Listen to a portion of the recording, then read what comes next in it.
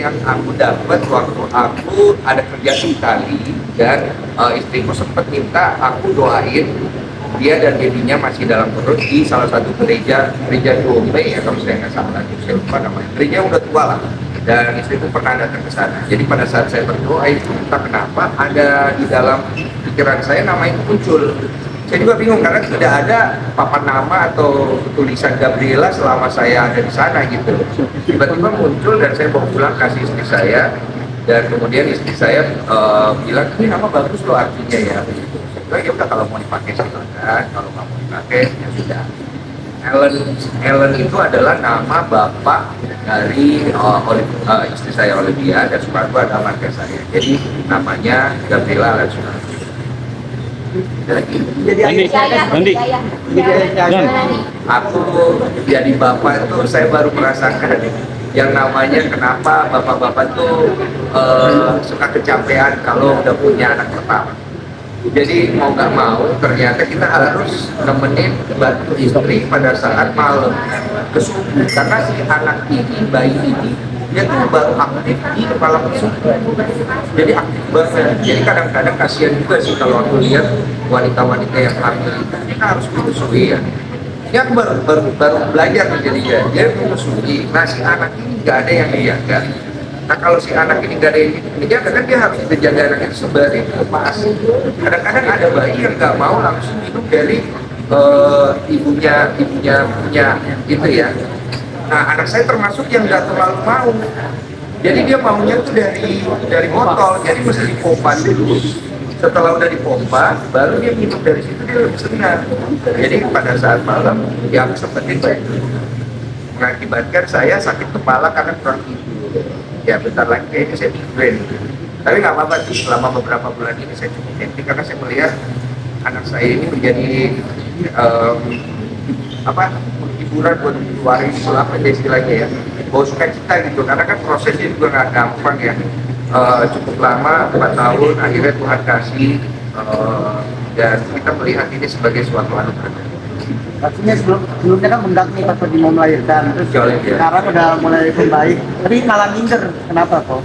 Jadi Oleh ini kan sempat kakinya bengkak pas habis melahirkan.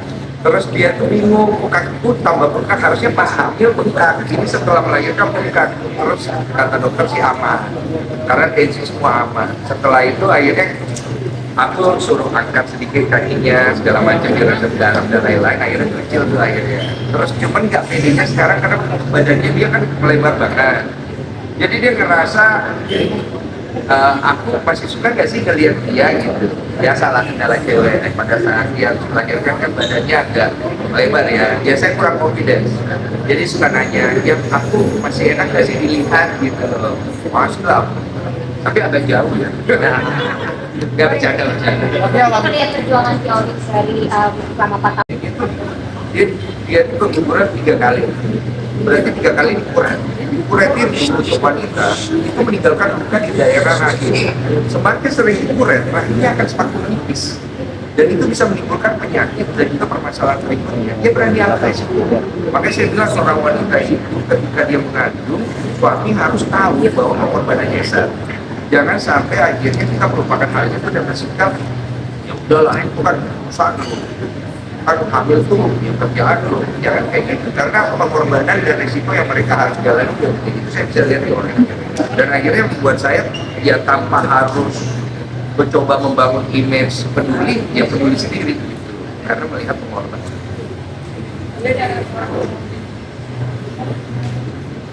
Support saya sebenarnya nggak banyak, cukup memberikan waktu untuk istri terutama pada saat malam. Jadi di sela-sela saya kerja, walaupun saya lagi syuting film juga nih, kadang-kadang pulangnya malam, bisa jam 9, jam 10, saya usahain saya ada waktu dulu nih buat istri saya di dalam istirahat. Jadi memang agak sakit kepala sih, jadi kurang tidur gitu, tapi nggak apa-apa gitu, karena istri saya juga masih capek. Kadang-kadang dia tuh saya lihatin dia pasang alarm jam 11 tuh dia pompa ASI, nanti jam 12 dia tinggal sebentar tuh sejam, dia pasang alarm sejam 2 jam dia bangun dia pompa ASI lagi, karena ternyata kebutuhan ASI si anak ini pada saat malam kusuk itu. Jadi saya juga nggak tega lah kalau dia sendirian, jadi paling saya temenin ya jam 2 jam 3 saya tidur lah gitu, jadi saya bisa bangun di bekerja itu aja sih. Alami baby blues nggak? Hah? Alami baby blues nggak?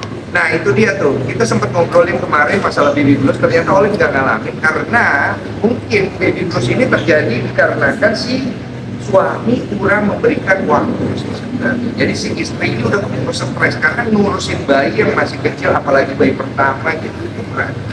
Dia belum terbiasa, belum dia harus memahasi, bersihin popoknya, terus kalau dia nangis itu harus dikerjakan secara bersamaan. Makanya peran daripada suami itu penting juga. Nggak harus sebesar itu, tapi dia ada di situ minimal bantu-bantu dikit itu udah bikin si istri senang. Dan itu baby bluesnya akhirnya mungkin nggak kambuh sih, nggak keluar gitu loh. Itu aja. Oleh itu, menurut itu, mungkin perasaan dari siapa si Olive ya tentang hal baby blues itu gimana? Perasaan dari siapa si Olive ya udah. Perasaan ke siapa nih ya? Aku pikir dia sangat happy ya. Aku bisa ngelihat bagaimana dia coba, maksudnya gini, kami ini kan terhitungnya pasangan selebriti lah ya, Mbak. Pastikan mudah buat kami, apalagi kami punya uang untuk bisa menggampangkan proses itu. Gitu. Tapi Olive tidak, dia tetap mengambil peran sebagai ibu, coba untuk memberikan ASI eksklusif terbaiknya selama beberapa bulan ke depan. Dia memilih untuk tidak bekerja, fokus untuk memberikan ASI karena dia tahu ASI ini adalah suatu hal yang paling penting untuk kita.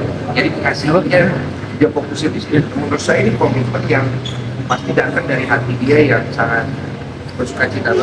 Ini anak tidak gampang, kita bisa dapat baru sekarang. Pastinya dia ingin memberikan yang terbaik. Cuman ada beberapa hal yang aku juga kasih masukan bahwa saya tahu ini anak kita dapat anak yang gampang, tapi jangan sampai akhirnya over crowd ya. Jadi kayak terlalu berlebihan dalam anak ini sehingga anak itu nanti tumbuh kembangnya dia terlalu merasa diagung-agungkan. Jadi nggak bagus buat perkembangan psikologi dan mentalnya. Itu aja sih. Tidak turun tangan jemur atau Mandiin belum. Saya takut, soalnya saya takut salah. Jadi bersihin popok aja sih. Jemur ya. Jadi kalau jemur saya masih bisa, gendong saya masih oke. Kalau mandi saya takut salah. Soalnya anaknya cewek. Jadi pada saat saya begitu saya, aduh, cewek lagi. Gitu kan, ada ngerti kan cowok ya kan. Jadi itu aja sih. Ada kita dibantu suster, jadi kita nggak dibantu mertua atau mama saya. Jadi kita dibantu satu suster khusus untuk pada saat si Olive istirahat, dia tidur harus ada yang jaga. Kalau istirahat, saya istirahat kan harus ada yang jaga. Jadi kita kan nggak bisa standby 24 jam di situ. Tapi peran suster tidak boleh terlalu dominan karena kita pengen anak ini dekatlah sama ibu bapak kita.